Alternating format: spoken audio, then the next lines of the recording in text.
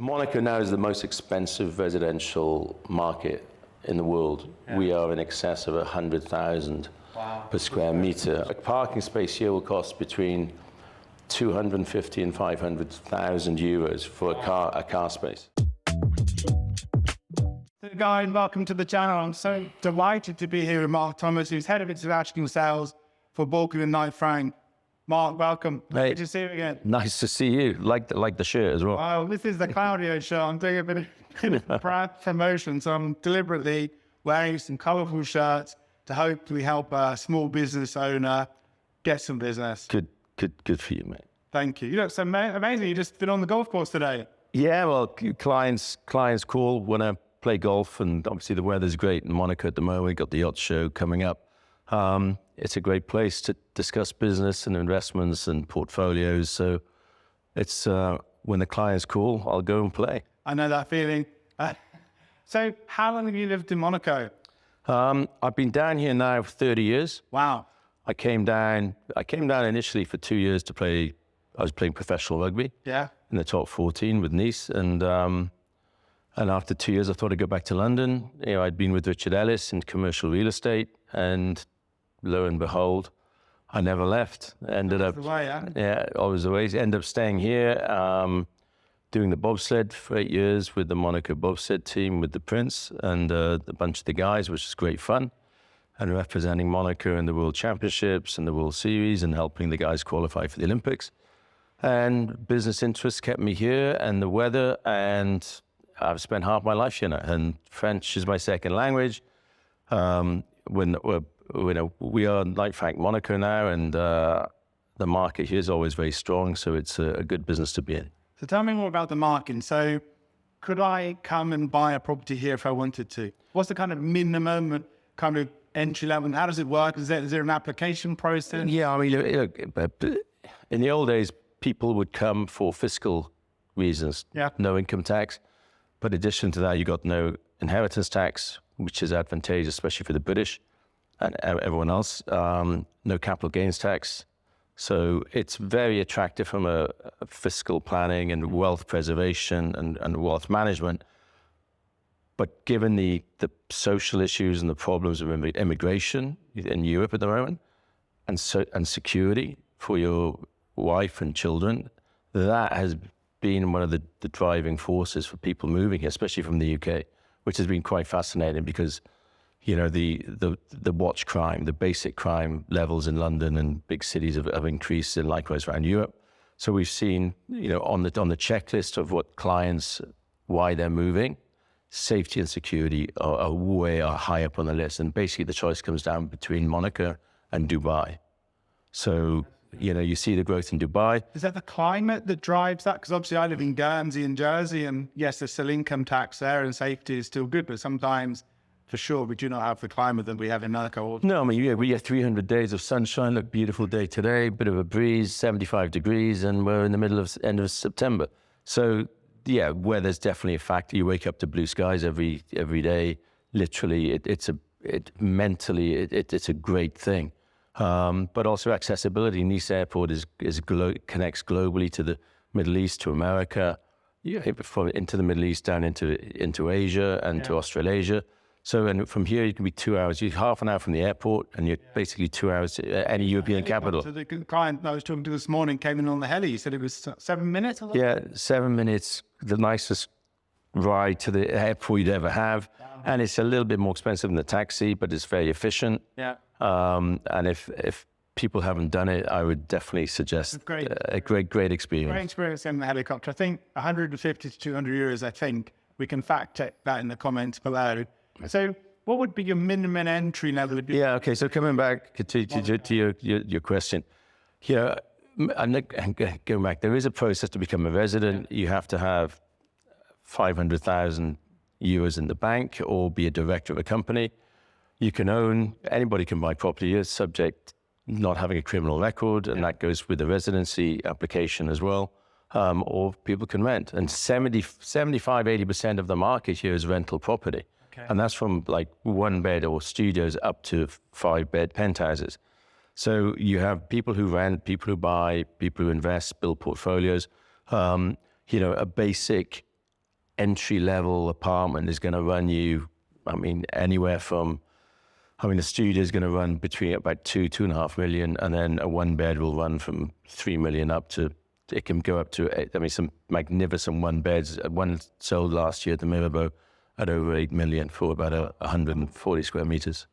Yeah, I was just going to say size. I mean, everyone says size matters, but how much do you get for your money per square meter? Well, I mean, here, Monaco now is the most expensive residential market in the world. Yeah. We are in excess of 100,000 per square meter on the new build on the Maritain.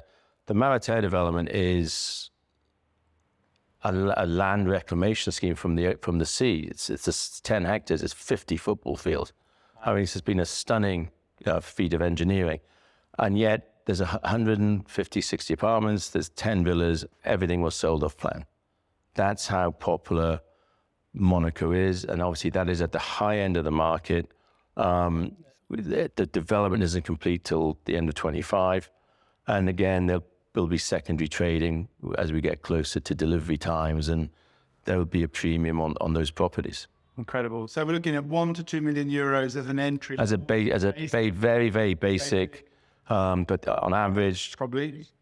Yeah, I mean, it's crazy. I mean, look, a parking space here will cost between 250 and 500,000 euros for a car space. 250 to 500,000 euros just to park your car. Yeah, cars that much. So it's part and parcel of when you're buying, you want to ensure that you've got parking, because the capital growth. For those people who know the property market, the rental yield isn't great here. It's runs at the top end about 2%. You might be lucky to get 2.5%, but it's the capital growth each year. We've seen over 70% capital growth in the last 10 years. Obviously, COVID years we've had quiet years, but Monaco property over the last 20 years has never fallen. It just stays where it is, and then it'll go up again, and then it goes. So it's like a staircase, but it never. We don't have boom and crash here. It's constant. And so on average, you're looking between 6-7% capital growth a year. Last year was a little exceptional. Post-COVID, we went up to sort of between 8 and 9%. But that's terrific growth. I mean, it's people say Monaco is boring, but from a long-term wealth preservation and wealth generation for the family, to have an investment or a rental property in Monaco in your portfolio, for me, it's an absolute no-brainer. No, I agree. I think if you're looking at some of the clients that are worth 500 million to $1 billion, to have an asset here makes a lot of sense, because wealth diversification in terms of country risk, most people make at that level that I see will have something in New York, something in the Caribbean, maybe something in the mountains to go skiing, south of France or something in Monaco. Monaco is always tax planning and security, and I see security becoming more of an issue. 100%. Everyone around the world. 100%, and and also we've seen with, we take care of a lot of clients' portfolios, and you see some of them downsizing overseas and investing more into Monaco for long-term security. Sure. And just the rental flows to generate and just know the capital growth is safe. It's unlike being in the stock market or somewhere else if there's a crash and a boom, etc. So, we believe very strongly in our market. There's a constant situation of undersupply and over demand, and that's across from that super high expensive units at 100,000 plus. The average at the moment is 52,000 a square meter, and that covers the entire 5 districts of Monaco. So you'll have old bourgeois apartments, 1970s builds, apartments, and everything's got different character, different ages, different locations, different benefits or disadvantages. And so there's a lot of redevelopment goes on, a lot of remodeling, and there's a lot of knockdown and rebuilds. So there's a constant process of urban planning, regeneration. I mean, the infrastructure investment here has been staggering. I can't believe how many new developments are nearing completion or have been built in the last few years. Yeah, I mean, we've got, so most recently in the last sort of year, for example, L'Exotique, which is right at the entrance to Monaco, which is like this beautiful sort of Mediterranean design, Spanish hacienda, if you like, or Mexican feel. Huge success built by Engeco, and that basically all got sold off plan and now it's secondary trading. And that's running at between, 55 to 70,000 a square meter, depending on the size of the units. Obviously, you've got built-in massive underground parking, indoor swimming pool, gym, 24-hour concierge, beautiful views, and you're literally right on the border of Monaco, so you can go straight to the airport, you in and out. Same with G45 around the corner in the condominium. All goes with us, Segond, one of the best developers in Monaco, who did 26 Carré which was a few years ago. Again, hugely successful buildings. But again, because these buildings take the 3-4 year build period, they're bought off plans, so it doesn't help us in the supply chain. Yeah. Because when they come to market, one or two may come on the market, but they've all been either bought for, I said, for investment for the rental market, for people's portfolios, or to live in. People who've been here. The average person in Monaco rents for about eight years before they buy. Why is that? Do you think it's just because, for example, I thought I'd be here for a couple of years, and I'm 30 years, and I've been here 30 years. And I've got other friends who, I'm only coming for 3-4 years, and then 10 years later, they're like, so people buy, and then COVID had a huge effect because people who had been obviously living in Monaco is apartment living. It's like Singapore, Hong Kong, but you have this beautiful, obviously, weather, coastline, etc. And then people have villas and farmhouses or chalets in the mountains within a few hours drive from here. So it's incredibly attractive. And when you've lived here for a few years, you go, I'm not going to leave. Why? With all the fiscal advantages you have and the lifestyle, and people think it's expensive. I think London is more expensive than Monaco. Mm-hmm. Your average apartment in Mayfair is going to run you at 4,000 or 5,000 a month, which is basically the same as our prices. Sure. For a nice one bed, it's going to run you at 4, 5, 6 grand a month. I think safety is the biggest thing. Everyone I talk to now is saying to me that London is not as safe as it used to be. And we've lost control from a security perspective, high-end jewelry theft, watches, etc., scooters, mopeds, and what have you. But here, I've never seen so many policemen on the streets here. No, you've got literally, our population here is 38,000. And there's literally one policeman for every 150 residents. And they've got like London CCTV camera system here, which is incredibly advanced. I can pick up voice and, face recognition. So, you've got some of the wealthiest people in the world who live here, who are very public figures, and some who are extremely old European money, who are extremely discreet, and you wouldn't know them from Adam. I call it, like, Monaco for me is the world's biggest little village. Yeah. We're 124 different nationalities. You never know who you're sitting next to at lunch or dinner or in a bar, or who they are, what they do. Obviously, I've been here a long time. I know a lot of people, but it still surprises me. I met a client yesterday who's lived here 25 years, a British gentleman, and we'd never met.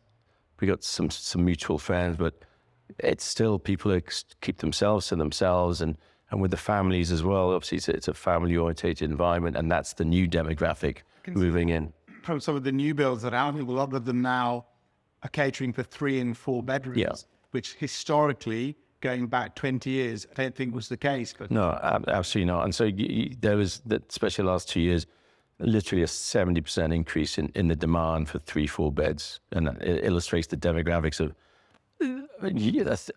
35 to 50-year-olds, couples moving in with their children. Yeah, the 3-4 bedroom, the demand for family homes. It's just gone through the roof. And as you said, the security element of that is super important. But the education system here, you got the new international schools going at Bay House, which is the new development by the Mazzocco's, which is also part of the testimony development where there's 350 apartments, social housing. So how many new apartments or dwellings will there be or currently being built that are going to come online? Roughly. There's I said testimony, there's 350, 360, but that's social housing for the Monegas. Yeah. But so they've moved in, some of them, others are moving in, but that will free up some older buildings, which will either be redeveloped, remodeled, or create more space. So there's I say that development, churning and upgrading and remodeling, and as far as, there's never enough new units coming on. Simple as that. It's a bit like Singapore, where they've reclaimed land to provide for the growing demand for the planes. Yeah, I mean, in a way, you could argue that they could have done another 10 hectares, and another 100, still wouldn't be. That would still all be sold off land because of the strength of these. One, that's security. The advantage we have here is we have obviously the prince and his government, and what his father and what Prince Albert's continued. There's such stability here because you've got political stability. You're not having left-wing, Labour, right-wing, or whatever, progressive. It's constant. And it's just, things work.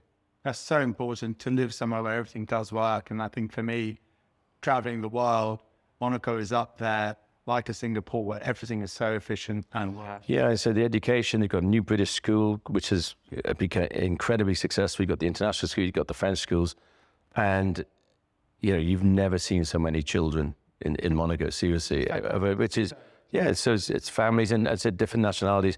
And from the Princess Grace Hospital, the investment that's been put there is staggering. The world leaders in certain medical fields. Atrial fibrillation, I know, because I was in hospital and they took great care of me. But it's very reassuring, that you've got these facilities on your doorstep. When I had COVID, and I had 24 days in the ICU unit. Wow. And I think if I'd been in London, I probably wouldn't have survived. Simple as that. Does that change your outlook on life? Yeah, no, 100%. You come through the other side after writing. I wrote my will on day 4, thinking I was that sick. I was hooked up, tubes, antibiotics.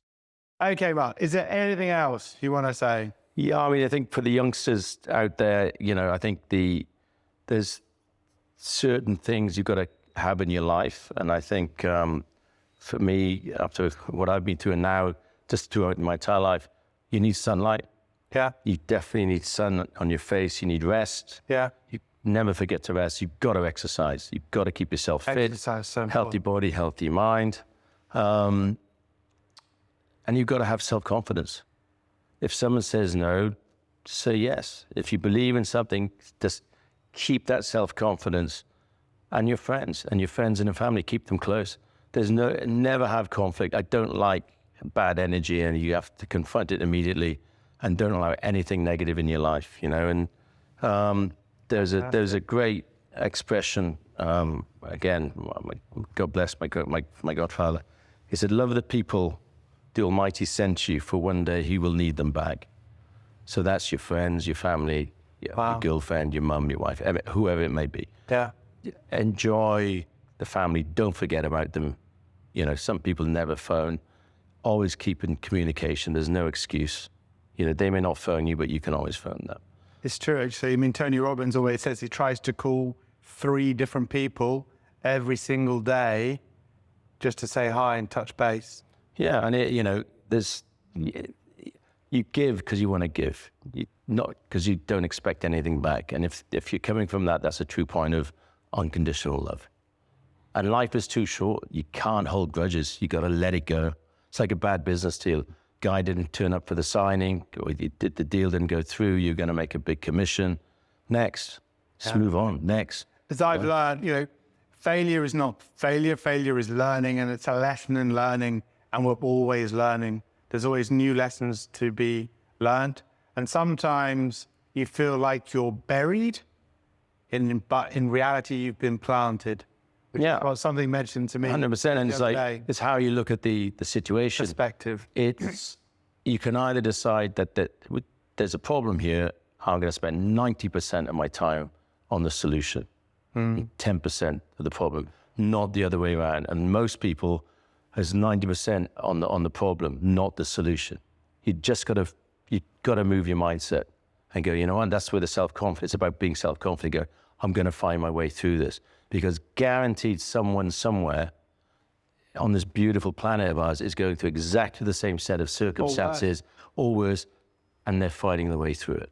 And you found a way through and you're unwell. Yeah, that, and obviously in life, in business, in sport, you win, you lose, you pick yourself up, you get on with it. Fantastic. All right? Well, thank you very much. Pleasure. Indeed. Great Thank to see you. Bye. Cheers.